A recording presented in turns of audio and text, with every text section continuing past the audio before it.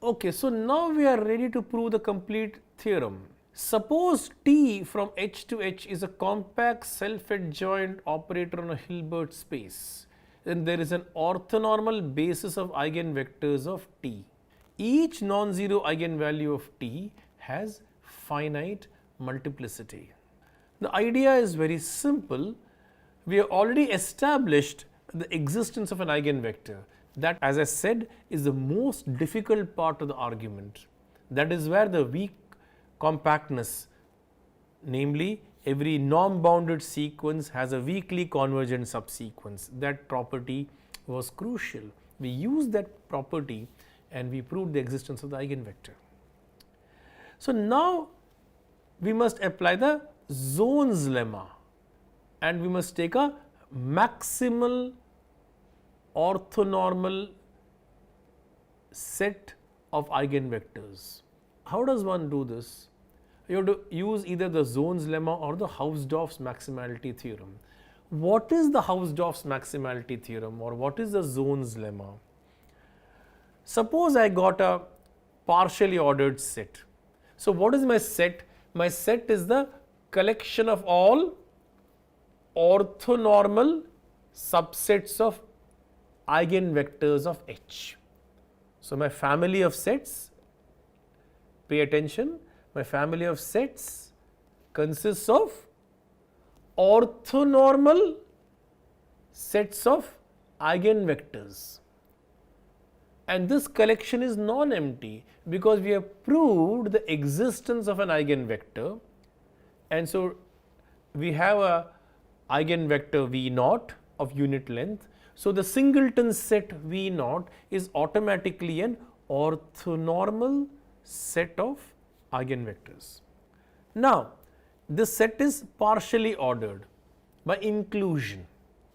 Now that is partially ordered by inclusion, set theoretic inclusion, Hausdorff's maximality theorem says that maximal chains exist in any partially ordered set. So take a maximal chain containing this singleton V naught. We will now show that this maximal chain must give you a orthonormal basis. So now you have got a maximal chain. What is the maximal chain? Any two sets in this chain are contained in one or the other. Suppose I take C1 and C2 in this maximal chain. Either C1 is contained in C2 or C2 is contained in C1. That is the meaning of chain. And it is a maximal chain, that it can't be enlarged any further. Take the union of all the sets in this chain. Every subset is an orthonormal set. And so this union will also be a orthonormal set. And all the vectors are eigenvectors. So this union will be an orthonormal set of eigenvectors of T. And it's maximal. This chain is maximal, I can't enlarge it any further.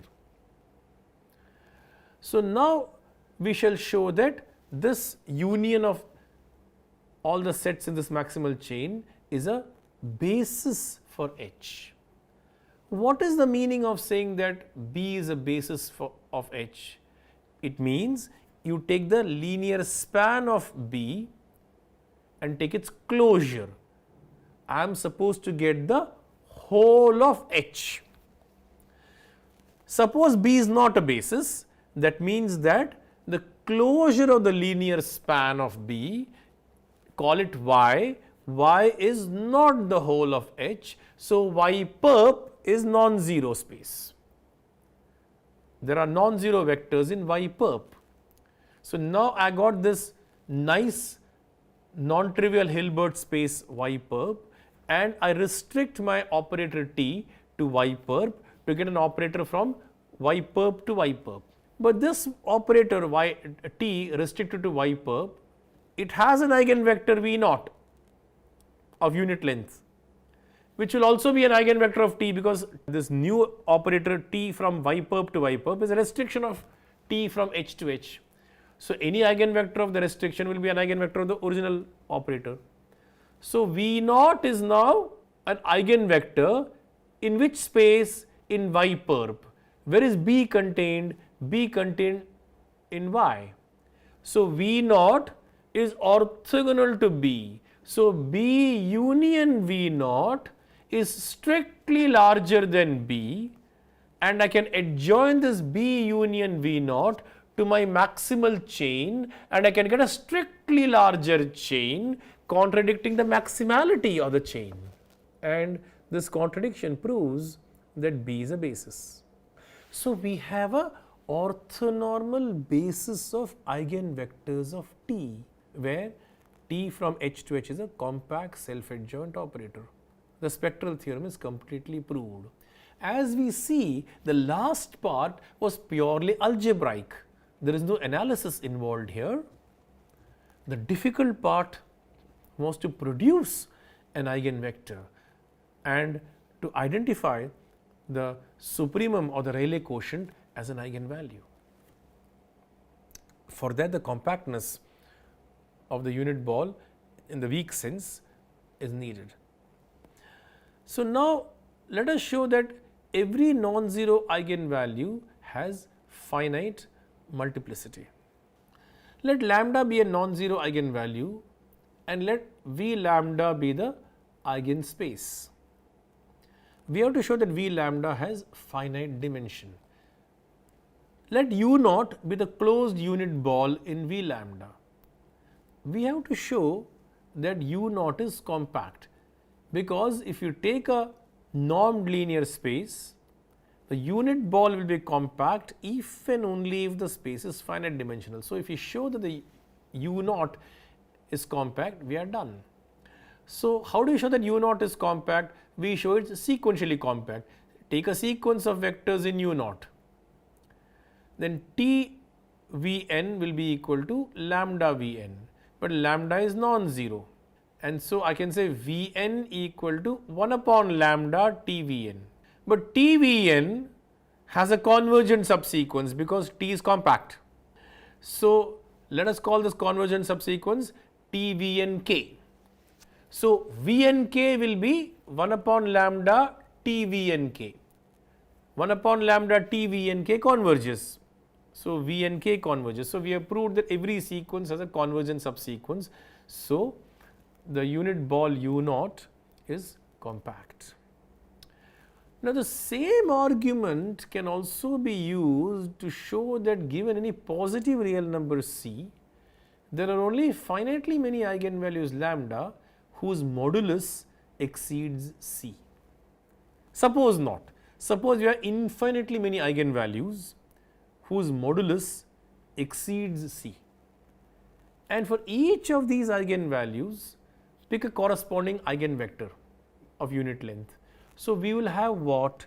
We will have a infinite sequence of unit eigenvectors corresponding to distinct eigenvalues, and we know that eigenvectors corresponding to distinct eigenvalues are mutually perpendicular. So, the distance between any two of them is going to be root 2. So, they cannot have any convergent subsequence on the one hand. But let us look at the image vectors T Vn. What are the image vectors T Vn? T Vn equal to lambda n Vn, or Vn equal to 1 upon lambda n T Vn. But T Vn has a convergent subsequence T Vnk, and lambdas all exceed C in absolute value. So, 1 upon lambda nk will be less than C in absolute value. So, 1 upon lambda nk into T Vn will also converge, perhaps after passing to a subsequence. So, this sequence of unit eigenvectors which are mutually perpendicular has a convergent subsequence, which is false because distance between any two of them is root 2. So, we have established that for a compact self-adjoint operator on a Hilbert space, there is an orthonormal basis of eigenvectors. Each non-zero eigenvalue has finite multiplicity.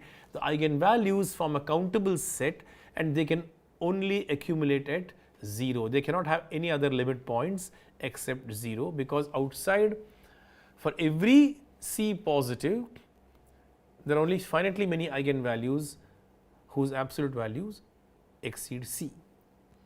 We also seen that the eigenvalues can be generated by successively maximizing the Rayleigh quotients analogous to the case of a real symmetric matrix. So, the complete analysis is done for a compact self-adjoint operator on a Hilbert space. So, now let us look at how to apply this general theorem to Sturm Liouville problems. Our main concern is y double prime plus lambda rho x y equal to 0 with Dirichlet boundary conditions or with Neumann boundary conditions. That is our main concern, and that is all that we are looking at. For that, let us select an appropriate Hilbert space. I am going to call it the weighted L2 space. So, what is a weighted L2 space? Let us take a rho from 0 1 to r, a continuous function, a density function for a vibrating string, for example, and we will assume that the rho vanishes on a set of measure 0, that the zeros of rho form a set of measure 0. We are going to assume that rho is also positive. Okay. Then L2 rho of 0 1 is a set of all functions f from 0 1 to r such that integral 0 to 1 mod f t squared rho t dt is finite. So, essentially instead of working with Lebesgue measure, and I am looking at the square integrable functions with respect to this new measure rho t dt. That is a vector space over the reals, and I can define an inner product. Take f and g to be two functions which are in L2 sub rho. What is the inner product? Integral 0 to 1 f t g t rho t dt. With this, L2 rho of 0 1 is a Hilbert space. The proof is analogous to the classical case with cosmetic changes. This is the correct space to look at when you want to study the Sturm Liouville problem with Dirichlet boundary conditions. So, now let us make an observation that the operator t from L2 rho 0 1 to L2 rho 0 1 given by Tf of x equal to integral 0 to 1 k x t f t rho t dt, display 7.26 in the slide. I am going to assume that the kernel k is continuous on the square 0 1 cross 0 1. Then this operator t is going to be a compact operator on L2 rho of 0 1. Now, when will this compact operator be self-adjoint? It will be self-adjoint precisely when the kernel is symmetric. Kxt is the same as ktx. Proof is exactly the same as in the case of the L2 of 0 1, and so I shall leave it to you. We now transform the Sturm Liouville problem into an eigenvalue problem for a compact self-adjoint operator of the form 7.26. So, let us take 7.27, y double prime plus lambda rho y equal to 0, y of 0 is 0, y of 1 is also 0, and let us assume that lambda is an eigenvalue. We know that 0 is not an eigenvalue, that we know for sure. So, compulsorily lambda is not 0.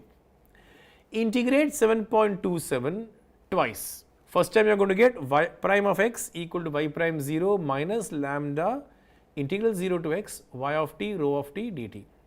Integrate again, y of 0 is 0, y of x equal to x y prime 0 minus lambda integral 0 to x ds integral 0 to s y of t rho of t dt. Now, we must switch the order of integration and we get what? Y of x equal to x y prime rho minus lambda times integral 0 to x y of t rho of t dt integral t to x ds. The inner integral of course can be integrated, and so finally we get the explicit formula y of x equal to x y prime 0 minus lambda integral 0 to x x minus t y of t rho of t dt. Now, we have to incorporate the boundary condition. What is the boundary condition? Y of 1 equal to 0. So, when you put y of 1 equal to 0, we immediately get y prime of 0 equal to lambda times integral 0 to 1 minus t y of t rho of t dt. So, now substitute this back into the previous formula. What do we get? Y of x equal to lambda integral 0 to 1 x into 1 minus t into y of t rho of t dt minus lambda times integral 0 to x x minus t y of t rho of t dt. Combine the two and write it as lambda times integral 0 to 1 g xt yt rho t dt 7.28 in the displayed slide, and g of xt is the Green's function for the boundary value problem. And so now the solution operator y has been expressed as an integral equation, and let us look at the Green's function a little carefully. If you write out the expression for the Green's function, we have already done it in the past and I will not repeat the details, you can write it yourself. G of xt equal to t times 1 minus x if t is less than or equal to x, g of xt equal to x into 1 minus t if x is less than or equal to t. So, we see that the Green's function is symmetric, and 1 upon lambda is an eigenvalue for the compact self-adjoint operator t from L2 rho to L2 rho given by Tf equal to integral 0 to 1 g of xt f of t dt. Look at this equation, look at the last equation 7.28. It says that y of x equal to lambda times ty or divided by lambda, and we say that ty equal to 1 upon lambda y.